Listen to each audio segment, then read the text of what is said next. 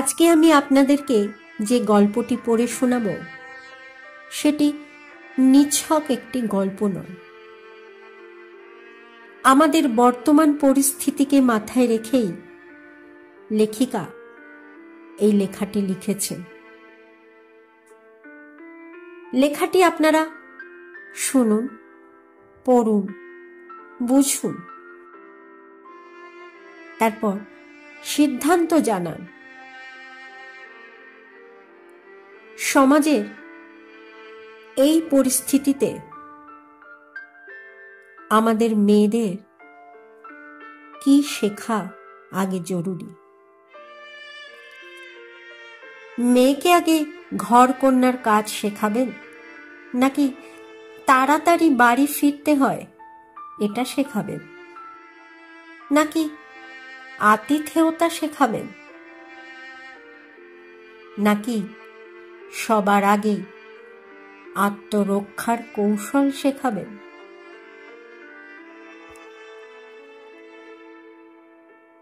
শুরু করছি আজকের গল্প। খবর এলো একটা লাশ পড়ে আছে।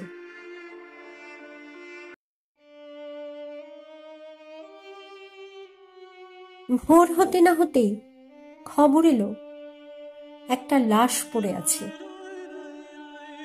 একটা মেয়ের লাশ। স্টেশনের কাছাকাছি ঝোপের ভিতর রক্তাক্ত একটা লাশ। খবরটা পাওয়ার সাথে সাথে আমরা গিয়ে পৌঁছলাম।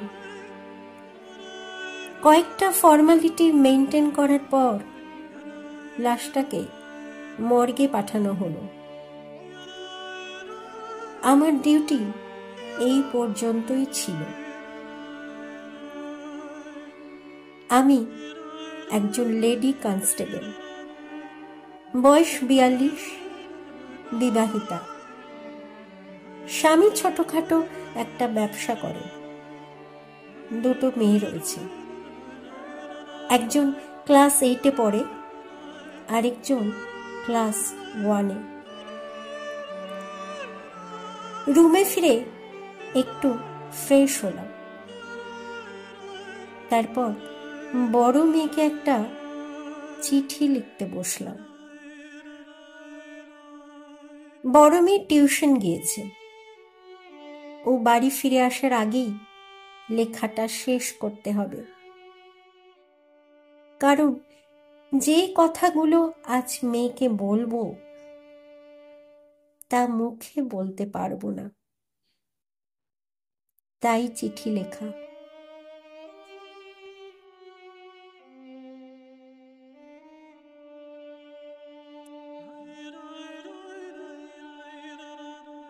মেয়েকে লিখছি,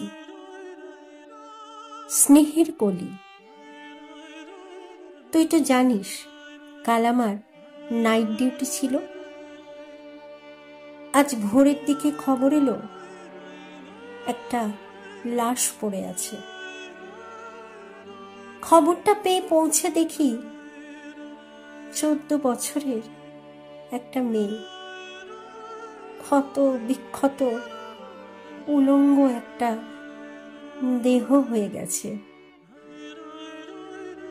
দেহটা দেখেই বুঝলাম একটা নয়, দুটো নয়, তারও বেশি কয়েকটা পশু মিলে ভোগ করেছে মেয়েটাকে।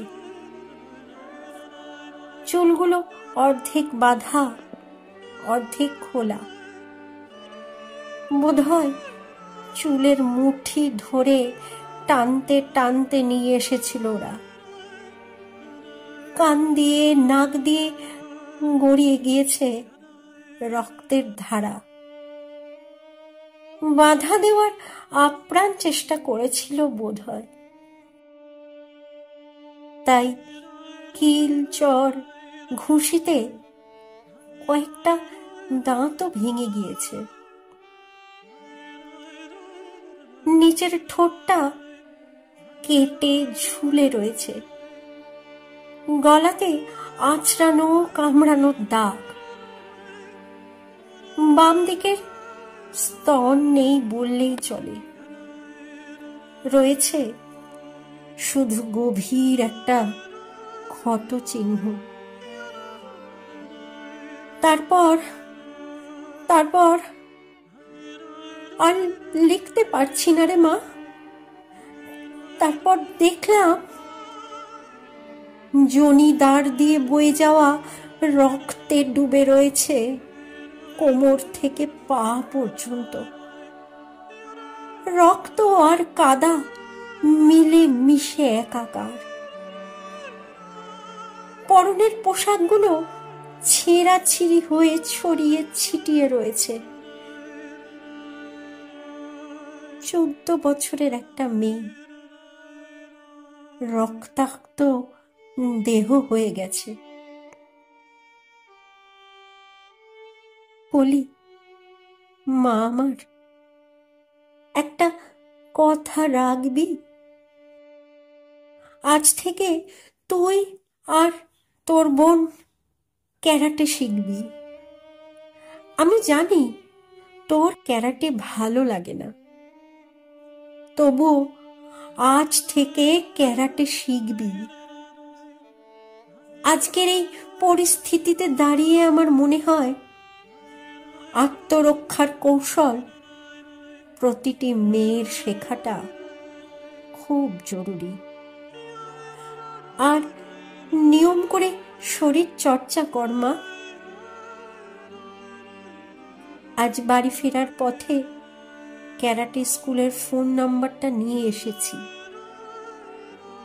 আর নিয়ে এসেছি গোটা কয়েক ফোল্ডিং ছুরি। শোন রে মা, ছুরিটা বুকের মধ্যে লুকিয়ে রাখিস। লঙ্কা গুঁড়ো কাগজে মুড়ে ব্যাগের মধ্যে ভরে রাখিস। ওদের ভয়ে ঘরের মধ্যে লুকিয়ে থাকলে চলবে না, ঘরে এসেই ছিঁড়ে খাবে। স্বভাব ওদের বদলাবে না। গতানুগতিক প্রথাগুলোকে ভাঙতে হবে তোদের।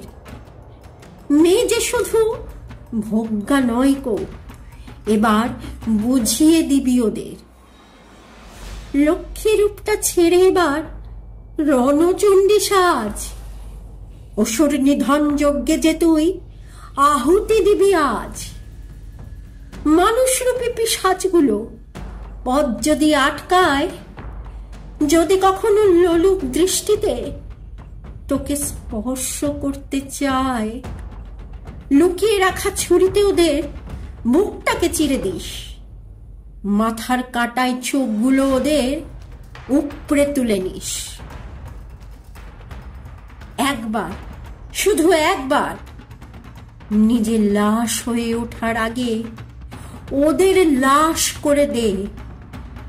খবর আসুক, খবর আসুক, লাশ পড়ে আছে। একটা নয়, দুটো নয়, শত শত শত শত নরক পিশাচের লাশ। এটি তোর মা।